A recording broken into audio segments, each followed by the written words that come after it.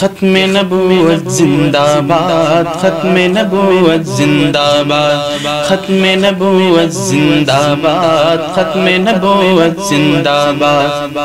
آؤ مل کے لگائیں یہ نعرہ عقیدہ ہمارا اور تمہارا، ختم نبوت زندہ باد، ختم نبوت زندہ باد، ختم نبوت زندہ باد، ختم نبوت زندہ باد۔ ختم نبوت کے منکر بے دین جھوٹے، ختم نبوت۔ الحمدللہ وکفى وسلام علی عباده الذین اصطفى، اما بعد فأعوذ باللہ من الشیطان الرجیم، بسم اللہ الرحمن الرحیم، وذکر فإن الذکرى تنفع المؤمنین، صدق اللہ العظیم۔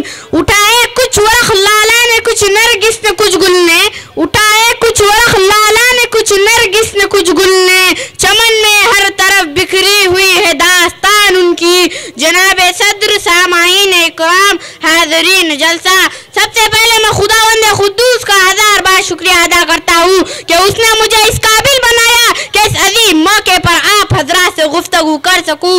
حضرات، علماء ہند کی خدمات بر صغیر و ہند کی گزشتہ تقریباً 2 صدیوں پر علماء ہند کی خدمات کا کردار اتنا روشن ہے کہ اس سے اختلاف کی گنجائش ہی نہیں۔ ایسے کارنامے انجام دیے کہ دنیا اسلام عش عش کر اٹھی۔ ان میں سے بہت سے ایسے ہیں جنہوں نے فردن نصف صدی سے زائد زندگی کے لیل و نہار قال اللہ و قال رسول کی تعلیم میں گزارے۔ آئیے میں آپ کو علماء ہند کی علمی خدمات بتاتا چلوں۔ حضرت مولانا قاسم نانوتوی نے آریہ سماج تحریک کے خلاف کام کیا۔ حضرت شیخ الہند نے مالٹا کی جیل میں تفسیر لکھی۔ حضرت علامہ کشمیری نے بخاری کی شرح لکھی۔ حضرت مولانا حسین نے 18 سال مسجد نبوی میں درس حدیث دیا۔ حضرت مولانا ظفر نے احیاء السنن لکھی۔ حضرت مولانا تھانوی نے دین اسلام پر 2800 کتابیں لکھی۔ حضرت مولانا سہارنپوری نے بذل المجہود لکھی۔ حضرت مولانا الیاس نے دعوت و تبلیغ کا کام شروع کیا جو اس وقت 180 سے بھی زائد ملکوں میں پھیلا ہوا ہے۔ حضرت شاہ اسماعیل نے تقویۃ العلم و ایمان لکھ کر شرک کی جڑ اکھاڑ کر رکھ دی۔ علامہ شامی نے فتاوی شامی لکھی جو ہر دارالافتاء میں موجود ہے۔ فتاوی عالمگیری کو ہندوستان کے حنفی علماء ہدایہ کے بعد بہترین فقہی کتاب سمجھتے ہیں۔ سامعین اکرام، عام طور پر یہ کہا جاتا ہے کہ انگریزوں کے خلاف جد و جہد کا آغاز 1857 سے ہوا۔ یہ غلط مفروضہ ہے جو جان بوجھ کر عام کیا گیا تاکہ 1857 سے 100 برس پہلے جن تحریکوں کا آغاز ہوا کیا وہ سب تاریخ کے غبار میں دب جائے۔ 100 سال تک مسلمان پورے طاقت کے ساتھ اپنے علماء کی قیادت میں ان سے لڑتے رہے، یہاں تک کہ 10 مئی 1857 کو تحریک آزادی کا دوسرا دور شروع ہوا۔ علماء ہند کے میر کار ہوا۔ حضرت شاہ ولی اللہ نے دہلی پر قبضے سے 50 برس پہلے اپنی جد و جہد کا آغاز کر دیا۔ 1848 میں پنجاب کے متعدد شہروں میں بے شمار جنگیں لڑی، بعد میں جتنے بھی مارکے ہوئے۔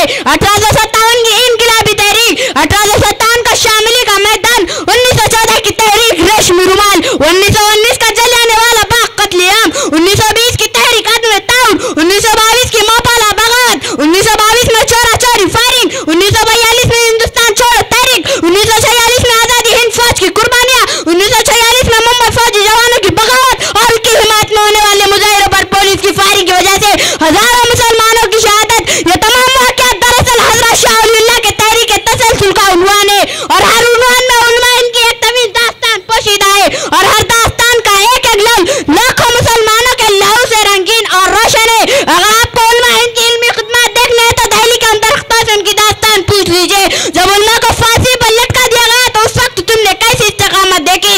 آخر میں کچھ بات کہہ کر اپنی جگہ لیتا ہوں کہ جو قوم اپنی ماضی سے کٹ جاتی ہے تو اس کا وجود صفحہ ہستی سے مٹ جاتا ہے، لیکن افسوس، سخت افسوس کہ آج ہمیں علماء ہند کی خدمات سے فراموش ہے۔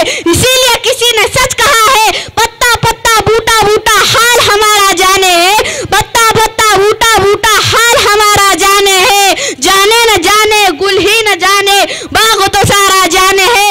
وآخر دعوانا الحمدللہ رب العالمین۔ ہے ہند میں انوکھا مرکز تحفظ دین۔